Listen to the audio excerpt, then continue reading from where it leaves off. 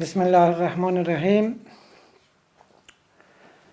اولا تشکر میکنم از رسانه ها، ژورنالیست ها و دوستانی که اونجا حضور دارن و در این شرایط حساس وطن برای خدمتگزاری به مردم افغانستان و ارائه معلومات به مردم افغانستان خدمت میکنم. صمیمانه از همه شما تشکر میکنم. بعد ما در شروع یک صحبت کوتاه دارم و بعد میگذاریم شما سوالای خود مطرح کنین و هیئت جمع ما جناب مجروح صاحب، جناب خانم ظلمتی صاحب در خدمت شما هستیم با سوالات شما رو پاسخ بدیم.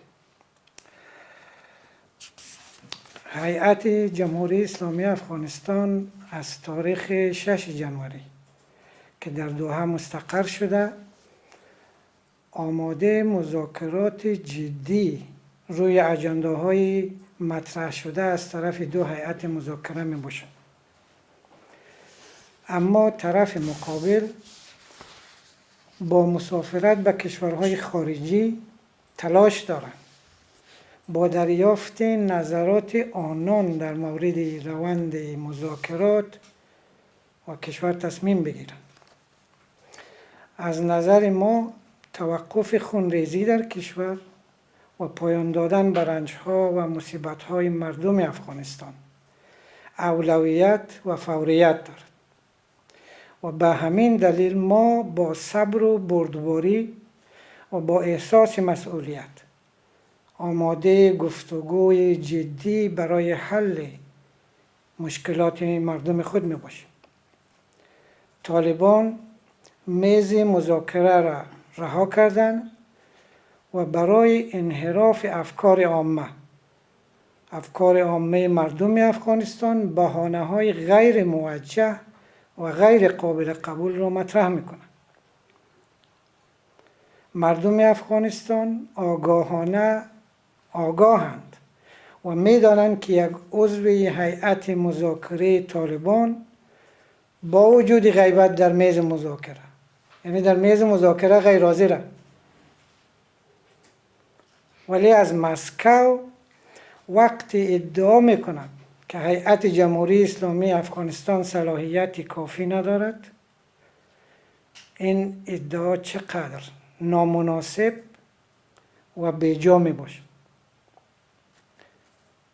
ادعای دیگری که گویا رئیس جمهوری اسلامی افغانستان مانع صلح است به همان اندازه یک فرافکنی بی‌دلیل و گمراه کننده می باشد.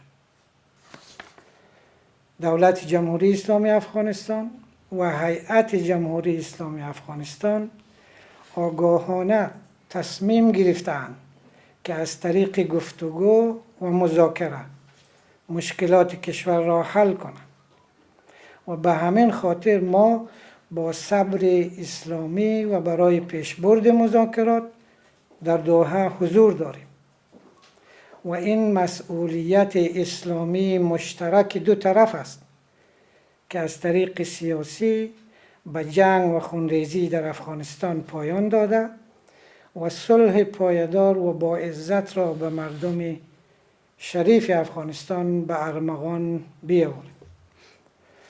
ما تشکر میکنم، به همین اندازه اکتفا میکنم. حالا فرصت میدیم برای دوستایی که سوال داشته باشن و ما در خدمتشان هستیم.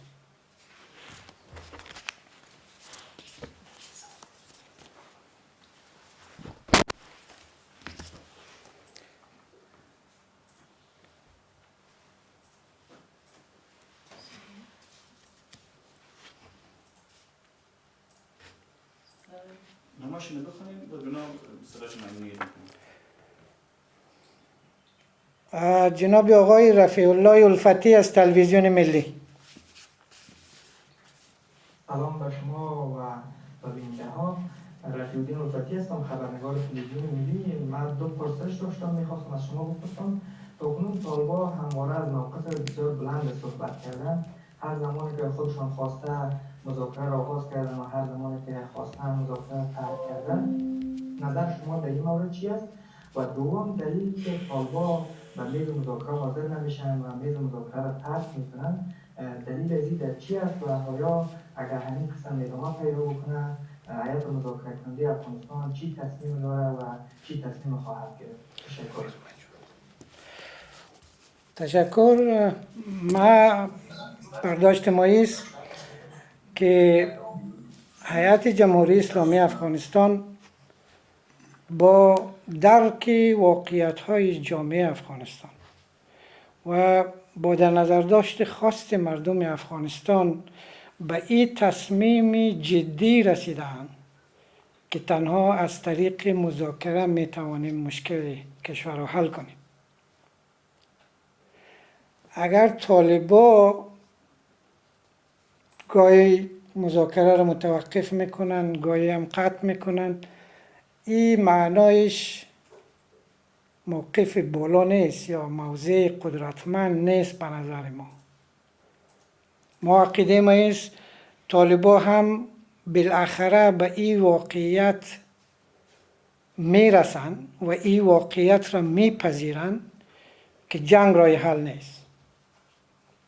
ولذا تا زمانی که اونا به این نقطه نرسیدن، این نوسانات در موضع‌گیری‌هایشان وجود داره، ولی هیئت جمهوری اسلامی افغانستان با قدرت و با اراده استوار برای حل مشکل کشور در میز مذاکره حضور داره و تا آخرین امیدهایی که برای مذاکره وجود داشته باشه ما اینجا حضور داریم و این مسئولیت را مردم افغانستان به دوش ما گذاشته که مشکلات و خونریزی ها را در افغانستان و مشکلات در افغانستان از طریق گفتگو حل کنیم. شریف امیریس.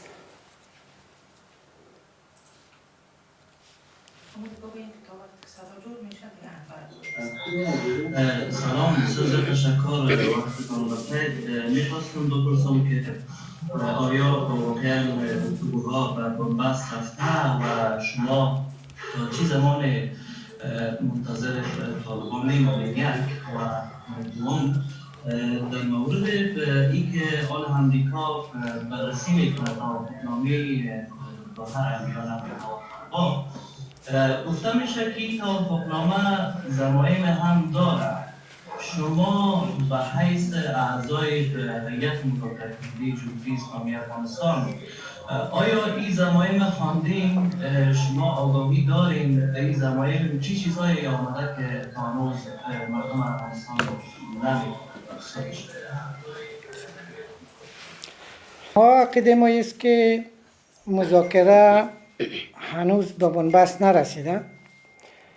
مذاکره دچار یک رکود و وقفه است و او هم در اثر عدم تمایل جدی طالبان برای ادامه مذاکرات است و ما عقیده ما است هیئت جمهوری اسلامی افغانستان اگر بشه این رقم تعبیر کنیم که ما منتظری از این هستیم که فرصتی که پیش آمده برای حل مشکل افغانستان از ضایع نکنیم، نه این که ما منتظر موضع‌گیری های طرف مقابل باشیم. البته طبیعی است مذاکره دو طرف داره، اونا باید بیاین میز مذاکره و با گفتگوی مشکل حل کنیم.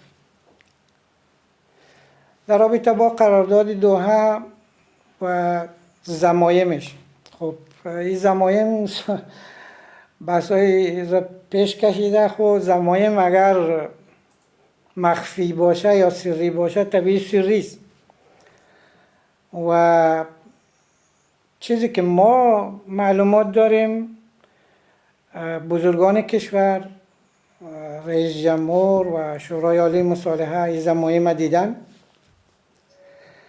و در جمع هیئت تعداد همین ضمایم دیدن، اما ما شخصا این ضمایم ندیدیم و برداشتی که ما داریم این ضمایم با او حد مهم نیست که کل او قراردادی که علنی است یا او بحثایی که علنی نیست از او چوکات بسیار تغییر جدی داشته باشه یا فراتر از او باشه. ولذا چیزی که طالبا تا کنون رویش اصرار دارن و از نظر از اونا مهم است قرارداد دوحه است و در دور اول مذاکرات همونطور که شما شاهدین ما 4 مبنا را برای پیشبرد مذاکرات مطرح کردیم که دو طرف قبول کردن که یکی از موارد قرارداد دوحه است و 3 مورد دیگر مبنایی است که عمده‌ترینش خواست مردم افغانستان است. مردم افغانستان ما دو طرف قبول کردیم که برای پیشبرد مذاکرات خواستها و تقاضاهای مردم افغانستان و مبنای مذاکرات قرار بدیم. ندیم اشرف از BBC. سلامونه تاسو ټولو ته. د ما پوښتنه له اغلې زرمتۍ نه ده. د مذاکراتو تعریف تاسو راته وکړئ چې اوس مذاکرات کوم حالت کې قرار لري؟ مذاکرات په دې حالت کې تاسو کوم حالت ورته وایاست؟ مذاکرات اوسني حالت ته چې له کوم حالت سره مخامخ دي؟ او بل د خبرو برخلیک اوس څه کېدونکی دی؟ تاسو فکر کله په تمه یاست ورته خبرې وشي بالاخره طالبانو پلاوي راسي تاسو خبرې بیا پیل کړي او هغه برخلیک به څه کېدلی شي؟ مننه، سلامت اوسئ. مذاکرات په فعلي حالت کې لکه څنګه چې جناب ډاکټر صاحب طالب ویلی سي د بمبست سره نه دي مخامخ. موږ په لومړي سر کې 2 ناستې د طالبانو د لوري سره درلودې، کله چې په 15 نیټه باندې د جنوري دوحې ته راغلو، بلکې ابتدایي ناستې مو درلودې. په ابتدایي ناستو کې په همدې باندې خبرې وسوې چې موږ به په دواړه لوري بلکې موږ خپل اجنډا جوړه کړې وه او د اجنډا لومړیتوب هم موږ ته معلوم و، دوی ته مو هم واضح کړ. په لومړۍ ناسته کې کله چې له طالبانو سره کېنستلو موږ د خپلې اجنډا لومړیتوب ور په ګوته کړ چې موږ د افغانستان د ولسونو د غوښتنې سره سم اوربند چې د ولسونو غوښتنه ده اوربند د موږ د اجنډا لومړیتوب ده. طالبانو کله چې په لومړۍ جلسه کې هیڅ غږ هم ونه کړ، خو په 2مه جلسه کې کله چې کېنستلو 1-2 ورځې وروسته په 2مه جلسه کې وویلې چې د موږ د مذاکراتو لومړیتوب به موږ هلته در په ګوته کړو چې موږ خپل د مشرانو سره مشوره وکړو، د مشرانو سره کینو، بیرته به موږ تاسې 3مه جلسه کې انشاءالله وای د مذاکراتو هغه لومړیتوب چې موږ یې لرو له تاسو سره به کینو، پې بحث به وکړو. موږ ورته وویلې چې که تاسو هره موضوع د تاسو په اجنډا کې تاسو ته لومړیتوب ولري او مهمه وي درته، موږ ته مشکل نشته، موږ یې په منو او په هغه باندې به د مذاکرې په میز کې ورباندې خبرې وکړو. د همغه ورځې نه مذاکره ودرېدله او دوی منتظر وو خپل مشرانو ته. کله چې مشران له پاکستان نه راغله بیا یو بله جلسه د رؤساو ترمنځ وسوه، البته د غړو ترمنځ ونه سوه چې زه په خپله د تماس د ګروپ یوه غړې وم، بلکې د غړو ترمنځ ونه سوه، د مشرانو ترمنځ ناسته وسوه. مشرانو ترمنځ په ناست کې وروسته د هغه نه تر ننه پورې بیا مذاکرات نه دي سوي، دوی بالاخره ولاړه خپل سفرونه یې وکړه. خو په مذاکراتو کې بمبست نسته، لکه تاسو څنګه ځینې دوستان چې ورته اشاره یې وکړه. اوس د دغسې یو حالت سره مخامخ یو چې موږ ځان ته دا حق هم نه ورکوو چې د دوحې نه حرکت وکړو کابل ته ولاړ سو، ځکه موږ په کابل کې د خپلو مشرانو د دولت د حکومت او د مصالحې د عالي شورا مشورې ته منتظر یو. کله که هغوی څرنګه مشوره راکړه موږ هماغه رقم عمل کوو، اما موږ منتظر یو چې کله طالبان بیرته د خپلو سفرونو نه راوګرځي بیرته انشاءالله مذاکرات پیل شي. د خبرو برخلیک هم وروره په همدغه حالت باندې قرار لري. تر اوسه پورې خبرې نه دي سوي، ورته انتظار یو تر یو مدته پورې چې کله طالبان بیرته دوحې ته راوګرځي چې خبرې کوم حالت ته رسیږي، هغه وخت به بیا معلوم سي. او که چیرې د دوی سفرونه وځنډېدل همدغسې نورو هیوادونو ته ولاړه، بیا نو موږ مجبور یو چې د مصالحې د عالي شورا او د دولت د مشرانو سره بیا هم په تماس کې سوس، د دوی مشورې ته منتظر اوسو، د افغانستان د ولسونو مشورې ته چې دوی څه نظر لري، آیا موږ د دوحې نه ولاړ سو که بیرته کینو مذاکرې ته دوام ورکو. جناب آقای صالح از آریانا نیوز. سلام، روز شما بخیر.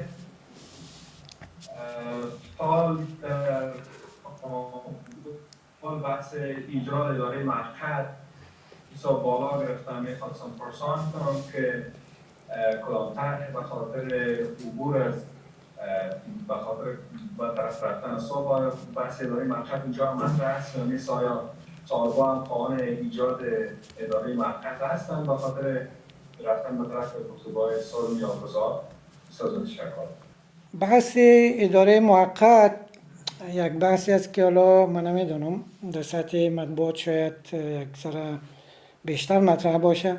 شما اگر یقینا اطلاع دارین در آجنده هایی که از طرف هیئت جمهوری اسلامی افغانستان مطرح شده و همچنین از طرف طالبان، هیچ بحثی یا هیچ موضوعی که اداره موقت آنجا بنیان داشته باشه وجود نداره و تا کنون هم هیئت طالبان این بحث هیچ گاهی مطرح نکردن، چه حتی رسمی چه غیر رسمی.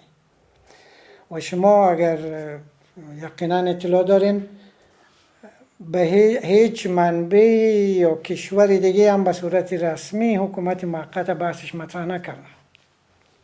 بنابراین حداقل در شرایط فعلی اصلا بحث مطرح نیست و ما امیدواریم که مذاکره طبیعی پیش بره. یکی از بحثایی که در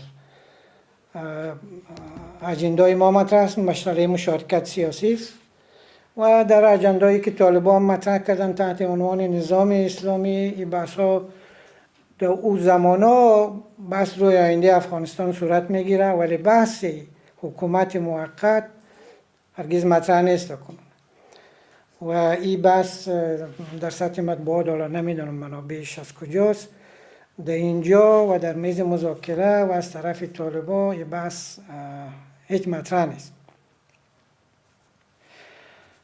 آقای شفق اگه آماده هستن بفرمایید.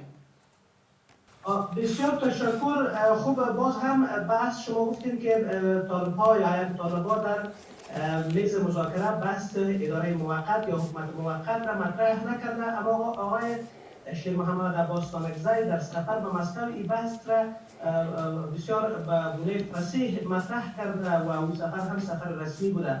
حالا چی فکر میکنید که این بحث که مطرح شده از طرف آقای تانکزی خودش بازگو کننده از این است که طالبان خواستار اداره موقت و ترک گفتن آقای غنی از قدرت هست؟ حالا فکر نمی‌کنید یک مشکل است، چون طالبان گفته که آقای تانکزی مشخصا گفته که اگر آقای اشرف غنی از قدرت دور میشه ما حاضر هستیم با یک حکومت موقت شریک شویم و یا کنار بیاییم. تشکر. ما برداشت ما است که برای هیئت جمهوری اسلامی افغانستان مبنا و مهم اظهارات رسمی طالبان است که در میز مذاکره مطرح میکنن. ممکنه در بیرون از میز مذاکره یک سری مطالبی که از طرف اعضای گروه طالبان مطرح شود و در مسکو هم یک مقدار حدس ما است بیشتر جنبه تبلیغاتی اینا داشته. ما عقیده ما است که راه حل قضیه افغانستان از طریق گفتگو امکان پذیر است و تنها از این طریق ما باید حل کنیم. اگر طالبان در این مورد صحبتی دارن و حرفی دارن حاضر شوند در میز مذاکره و این بحث به صورت رسمی مطرح کنن، او زمان است که ما میتونیم در موردش صحبت کنیم و حرف بزنیم. در غیر از او ما عقیده ما است که آقای تانکزی همونطور که من پیشتر هم گفتم در میز مذاکره غیر حاضر است، ولی در مسکو ادعاهایی را مطرح میکنن که ما عقیده ما است بیشتر برای انحراف افکار عامه است که از عدم حضور خودشان در میز مذاکره افکار مردم به سوی دیگه و به سمت دیگه متمرکز کنند. مسئله اصلی، مبنای اصلی میز مذاکره است و مطالبی که در میز مذاکره مطرح میشه. بنابراین ما آرزو داریم طرف طالبان در اجندایشان این بحثا را مطرح نکردن. بیاین اجنداهایی را که مطرح شده و از طرف طالبان رسما مطرح شده شروع میکنیم، بحثا آغاز میکنیم و گفتگو میکنیم، درجه بندی میکنیم، اولویت بندی میکنیم و بحث آغاز میکنیم روی مسائل اصلی که در آجندا مطرح شد.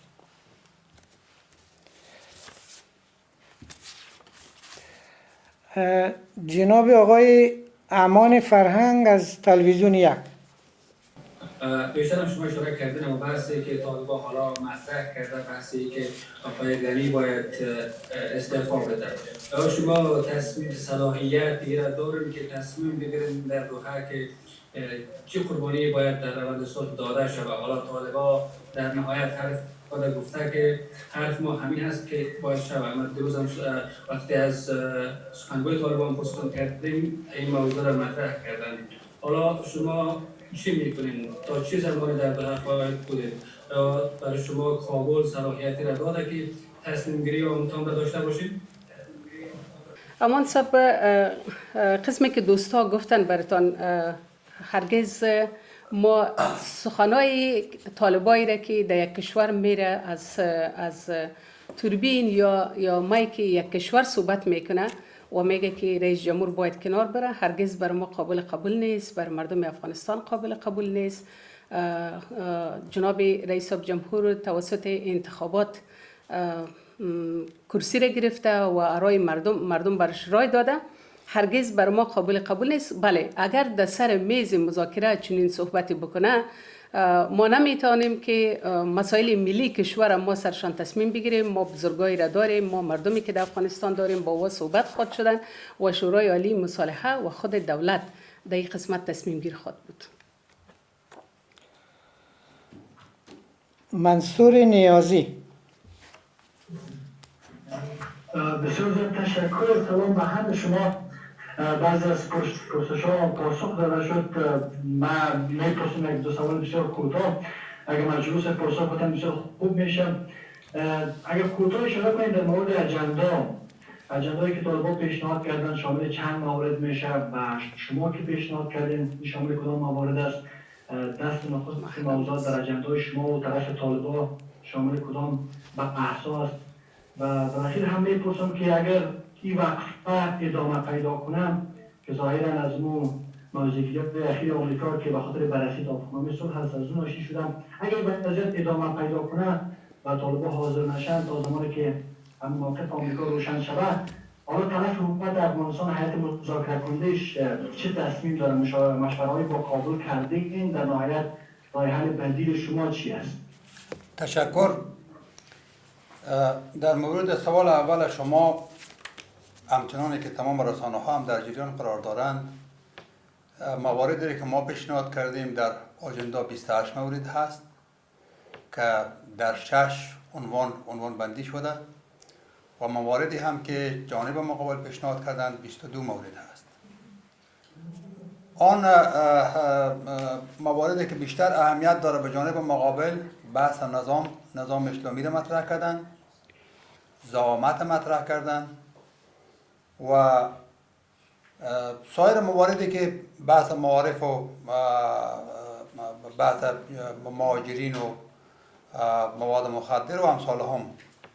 ولی تا حال در قسمت مواردی که مطرح کردن برای ما تعریفی از نوع نظامی که اونا میخواستن نکردن و هنوز معلوم نیست که هدف از اونا و تعریف از اونا از نظامی که اونا مطرح میکنن چی هست. برای ما آنچه که اهمیت داره در اولویت کاری ما است آتش بس هست به خاطر قطع جنگ و خونریزی در افغانستان و بعد موافقت روی یک مشارکت سیاسی عادلانه که دولت افغانستان، نظام افغانستان آینه تمام نمای مردم افغانستان باشه و همه در داخل نظام احساس آرامش بکنه به شمول طالب‌ها. در قسمت سوال دومی که شما داشتید، ما با یک اراده برای ملت افغانستان به خاطر قطع جنگ و خونریزی آمدیم و تعهد داریم به ملت افغانستان و جهان. امروز ما مطابق با جدول زمان بندی شده یک قبل به دوحه هستیم، به میز مذاکرات حضور داریم، متعهد هستیم برای مردم خود و با آرزوهای مردم خود و جهان هم همراه ماست. تمام کشورهای حامی صلح افغانستان در دوحه حضور دارند و همه به تعهد دولت جمهوری اسلامی افغانستان و هیئت مذاکره کننده باور دارند و اعتبار دارند و به همین دلیل امیدوار به این هستیم که هر چه زودتر طالب ها به میز مذاکره برگردند و مطابق به تعهداتی که به جامعه جهانی سپردند گفتگوها را شروع بکنند و تمام مواردی که در آجندای خود اونها مطرح کردند ما حاضر هستیم که روی یک از موضوعات امرایشان بشینیم، بحث بکنیم و گفتگو بکنیم و ما بارها هم این مسئله رو به اونا رساندیم که ما با آمادگی کامل، با یک وضاحت کامل و ما به میز آمدیم و آرزو داریم که شما هم از پراکندگی ها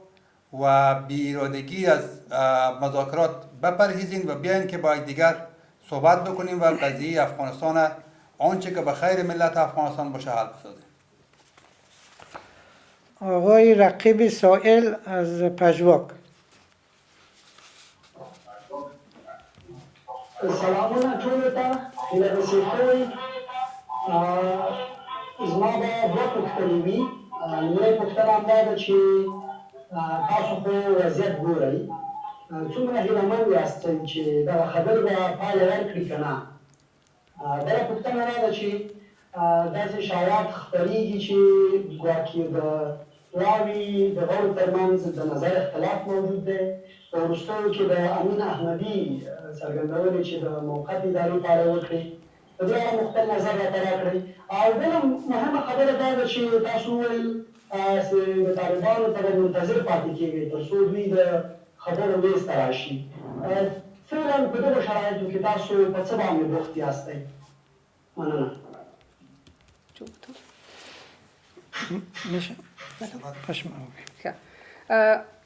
ساحل صاحب وضعیت موږ ګورو چې کومې خواته روان ده، اما هیلهمند یو چې بالاخره طالبان به هر چیرې چې ولاړ سي بیا به هم راځي بدون د خبرو کولو نه، بدون د مذاکرې نه، بدون د دغې پروسې نه چې بین الافغاني پروسه ده، د افغانستان د سولې پروسه ده، بدون د دې پروسې نه په یو هیواد په بل هیواد کې دا ستونزه نه حل کیږي. اوس یو بنسټ وښودل سوی ده، ټوله نړۍ په دې باندې اجماع کړې ده چې په افغانستان کې باید یو تلپاتې اوربند ټینګ سي او سوله راسي. د افغانستان خلک باید نور په جګړه کې ژوند ونه کړي، وینې تویول باید بند سي. دا موږ تاسو ټولو ته معلومه ده. هیله مو دا ده چې طالبان هم بالاخره په همدې باندې قانع سي او راسي د مذاکرې میز ته کښېني تر څو خپلو خبرو ته ادامه ورکړي. او راځو د آیات د ترمنځ په شایعات چې تاسو ته خپرېږي، آیات فضل د خدای تر اوسه پورې یو اتحاد او اتفاق لري، اما د جناب احمدي صاحب مسله دا د خپل شخصي نظر ده چې د کوم دوست سره مطرح کړی ده، هغه هم تاریخ معلوم نه ده چې په کوم تاریخ په کومه نیټه د خپل دوست سره شاید د انتخاباتو نه د مذاکرې د شروع نه ډېر مخکې دا خبره کړې وي. هغه بحث موږ په منځ کې ستونزه نه پیدا کوي انشاءالله، ځکه هیڅ کله هم د مذاکرې ټول غړي په دې نظر باندې نه دي چې باید جناب رئیس جمهور استعفا ورکړي، هیڅ کله هم نه. نو منتظر به تر هغه وخته پورې یا به د مصالحې عالی شورا ته منتظر وي چې خپله پرېکړه وکړي، دولت خپله پرېکړه وکړي، بالاخره موږ ته خپل نظر ووایي چې موږ بیرته افغانستان ته ولاړ سو او که دلته منتظر پاتې سو. اما که طالبان په دې فکر کې چې د افغانستان د مذاکرې هیئت به بالاخره بیا وسیلې کوي، به یې ستړی کوي، به یې چې دوی که دلته پاتې سي یا به ستړي کېږي یا به بیا وسیلې کېږي، بالاخره د مذاکرې میز به ترک کوي او دوی به وځي ځي به افغانستان ته. دغه خبره هم هیڅ کله موږ په خپل ځان باندې نه پرېږدو او هیڅ کله به د افغانستان ولسونه دا خدای مې کې په موږ باندې سرټیټي نه سي چې موږ بدون د ولس د مشورې نه پرته، بدون د مشرانو د مشورې نه پرته مذاکره ترک کړو او ولاړ سو افغانستان ته. که چیرې داسې پیښه وسي هغه وخت هم بیا طالبان په موږ باندې نیوکه کوي. موږ ټول همدلته په قطر کې حاضر یو، مذاکرې ته منتظر یو او داسې په څه شي باندې اخته یو. بالکل دا باید درته ووایم چې موږ هغه اجنډا چې جوړه کړې ده، د اجنډا د ټولو بندونو په اساس باندې لکه د اوربند لپاره په میکانیزم باندې د مهاجرینو په راستنېدو په په میکانیزم باندې هم دا رقم دی وسلو د ټولولو یا خلي سلا په میکانیزم باندې موږ په دې ټولو مسایلو باندې اخته یو خپل منځي جلسې لرو خپل چمتوالی نور هم ورته نیسو ترڅو طالبان حاضر سي راسي او د مذاکرې میز ته حاضر سي او موږ ټول په دې باور لرو چې په ډېر لنډ وخت کې به مذاکره پیل سي ان شاء الله. تمیم اخگر اسوشیت پرس. سلام به شما، خدا کنه خوب باشین، صحتمند باشین. پرسش من این است که در گذشته گزارش‌های زیادی از مقامات افغان به نشر رسید که توافقنامه صلح و یا مقامات آمریکایی که در گفتگوهای صلح اشتراک دارند یک موقف قوی‌تر را به طالبان دادند و دست طالبان در طرف مقابل گفتگوی صلح قوی‌تر بوده. طوری که آل اداره آقای بایدن توافقنامه را بازنگری میکنند، آیا کدام موردی است که شما تقاضایی داشته باشید تا او بازنگری شود و شما خواسته باشید که او تجدید نظر شود در موردش تا موقف حکومت افغانستان بلندتر شود؟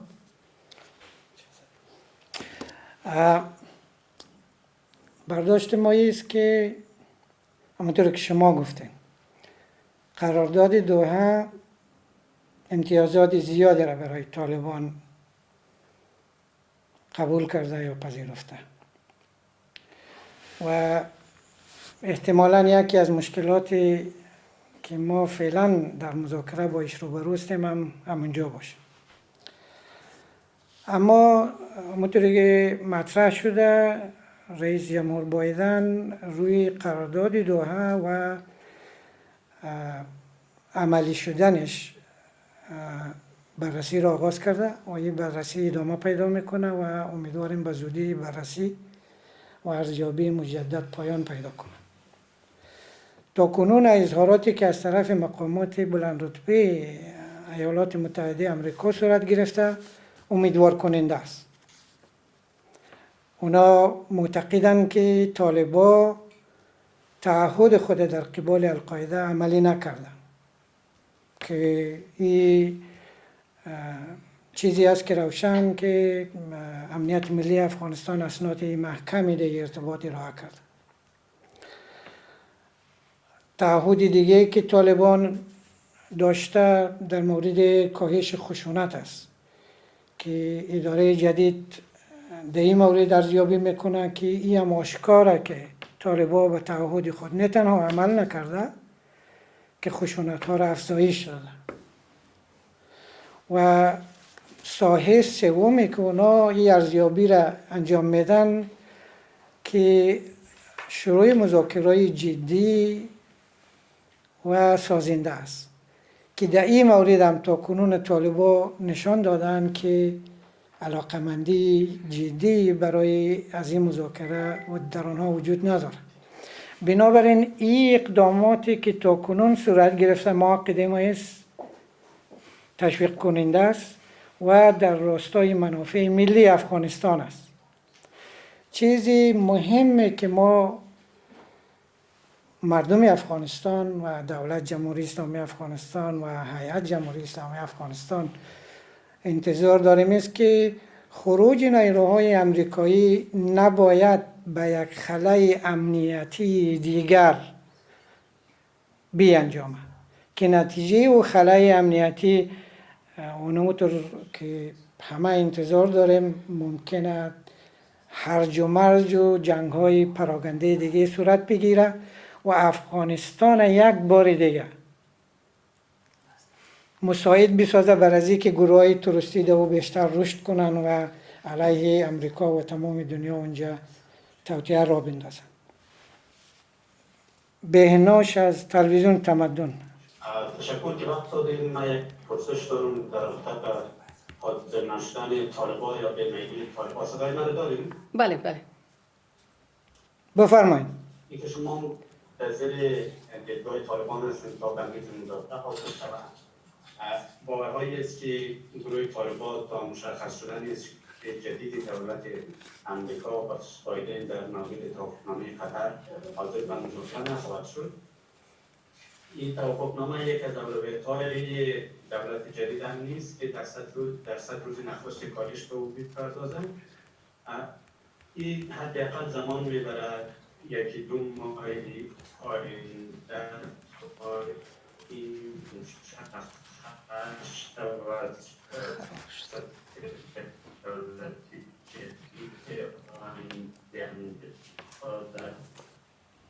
بله، تا اونجایی که ما از سوال شما فهمیدیم بحث روشن شدن سیاست‌های امریکا و عدم حضور طالبان ممکنه وقت طولانی را در بر بگیره. ما عقیده ما است که یکی از نقاطی که قابل تأمل است و مردم افغانستان هم متوجه این بحث است که طالبان از یک طرف اعلام میکنن که علیه خارجی ها در افغانستان مبارزه میکنن و از طرف دیگه پروسه صلح که حیاتی ترین مسئله برای افغانستان و برای مردم افغانستان ایرا منتظر میمانند بر از اینکه پالیسی یک کشور دیگر روشن شود. این سوالی است که باید طالبان جواب بدن.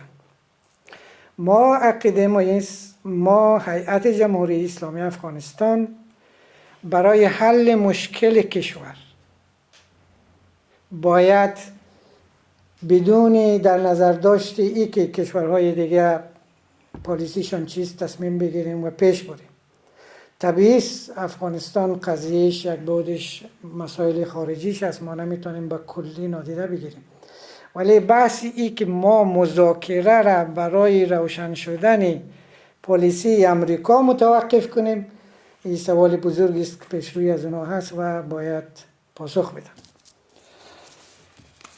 آقای اختیاربک صبح کابل.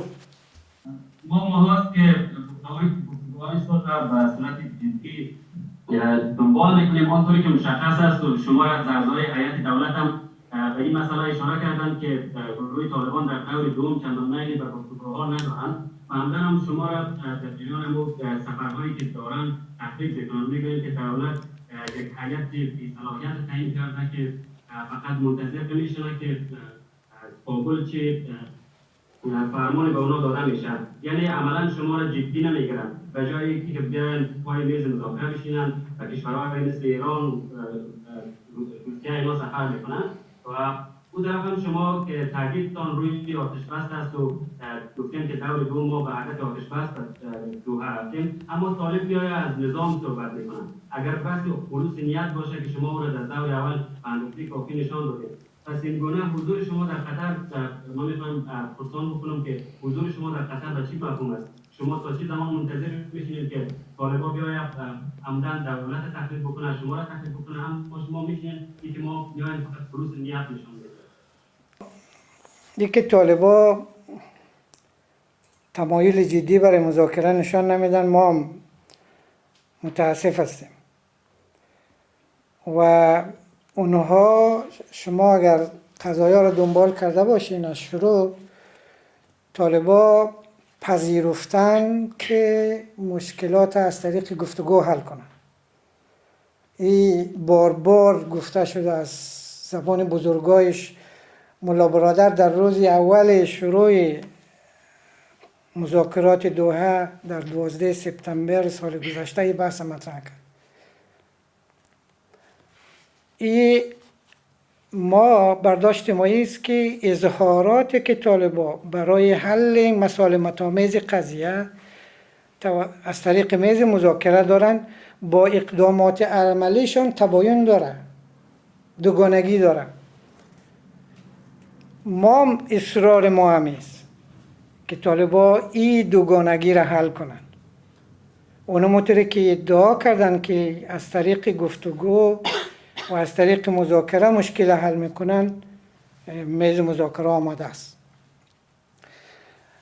این دیدگاهی که ما را طالبان جدی نمیگیرن تصادفی ما برداشت ما است که عکس از این قضیه است. طالبان ما را جدی گرفتن که نمیتونن بیاین و از مسائلی که مطرح میکنن در میز مذاکره دفاع کنن و مطرح کنن و بحث کنن. ما یک چیز خدمت شما با صراحت میخوایم بیان کنم. هیئت جمهوری اسلامی افغانستان با قدرت و اراده محکم و با تمام آمادگی ها برای حل مشکل از طریق گفتگو آمادگی کامل داره و ما و هیئت جمهوری اسلامی افغانستان در دور اول مذاکرات این ادعا را عملاً به اثبات رساند. دور اول شما شاهدش هستین، مشکلات بود، طولانی بود، خسته کننده بود، انتظار بود، طالبا بهانه‌های غیر موجه را مطرح کردن، اما در نهایتش ما موفق شدیم، دو طرف موفق شد به یک تفاهم برسیم و مبنای گفتگوی مذاکرات رویش تفاهم کنیم و توافق کنیم. حالا عقیده ما است که ما موفق میشیم این مذاکرات آغاز شود و ما موفق میشیم که این مذاکرات بالاخره به کمک خداوند و با پشتوانه ملت شریف افغانستان به پیروزی نهایی برسه. الیاس نوندش. بله سلام، صدای من داریم؟ بله بفرمایید. تشکر. یک بخش سوالات من دکتر صاحب بس جواب صحبت‌های شما و برایتان حل شد. یک بخش دیگه‌شی است که عدم تمایل طالبان به دوام مذاکره یک رقمی پافشاری این گروه بر رهایی زندانیان باقی مانده‌شان هست و این را با جانب آمریکایی‌ها هم مطرح کردن. می‌خواستیم پرسان بکنم که آیا این چیز در دوحه با شما هم مطرح شده یا خیر؟ آیا طالبان هنوز این را یک رقمی تاکید دارن سرش که زندانی‌های باقی مانده‌شان رها شود یا خیر؟ موضوع دیگه‌ای که در کابل در تا حدی مطرح هست و شنیده میشه روی هست که جناح‌های مختلف در داخل افغانستان هم روی یک طرحی کار میکنن، طرح به نام حکومت مصالحه ملی یا چیز شبیه این، و قرار است که تا ماه می امسال این طرح نهایی شود و از طریق شورای عالی مصالحه ملی و جهان ارائه شود و جامعه جهانی اینا گفته ها را میتونیم پرسان بکنیم که چقدر واقعیت دارد یا اینا در حد تفسیره هایی هست که مطرح میشه کنند. تشکر. بله، ما برداشت ما است که یک چیز ما دور اول یعنی این را واضح نشان داد که پیش شرط گذاشتن برای مذاکره مشکل حل نمیکنه، نه تنها حل نمیکنه که مشکل بیشتر میکنه و این که یک طرف حق داشته باشه نظرات خود بر طرف دیگه تحمیل بکنه این مشکل حل نمیکنه، مشکلات بیشتر میکنه. طالبا آزادی زندانیای خود میخواین از امریکا، خب با ما ارتباط ندارن. ما آرزو داشتیم که طالبا اگر به سرنوشت زندانیای خود زیاد جدی می بودن این را در اجندای خود میکنجاندن. در اجندایی که طالبا مطرح کرده بحث زندانیان رو مطرح نکرده و ما عقیده ما است که میشه این را در اجندا بکنجانه و رویش بحث کنیم و مذاکره کنیم و راه حل برایش پیدا کنیم و ما آمادگی داریم برای تمام مسائل مشکلی که وجود داره بحث کنیم و راه حل برایش پیدا کنیم و راه منطقی هم است که ما مسائلی که به ما مربوط است مطرح کنیم، مسائلی که به طالبان مربوط است مطرح کنن، رویش گفتگو کنیم و راه حل مشترک برایش ایجاد کنیم. گفتگو مسیرش همین رقم است و منطقش هم در رابطه با طرح ملی ما نمیخوایم زیاد در این مورد صحبت کنم، گپ شما درست است، در این مورد کارا جریان داره و ما یکی از نقاط مثبت و امیدوار کننده را همین میبینم تشکیل شورای عالی ملی مصالحه و کارهایی که جریان داره بنا شده تمام پالیسی ها و در نهایتش دیدگاه نظام و جمهوری اسلامی افغانستان به صورت مشترک مطرح شود که این بسیار کمک میکنه برای که مسیر مذاکرات ما با قاطعیت و اراده بیشتری را به پیش ببریم. این هنوز کار روی جریان داره. آقای زاهد بفرمایید.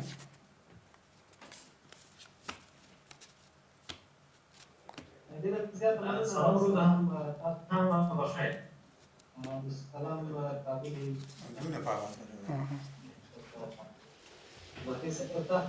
منو اختار اوسې زموږ کله دا د تاسو هلته په خطر کې عمل لرئ په دوه کې د طالبانو له خوا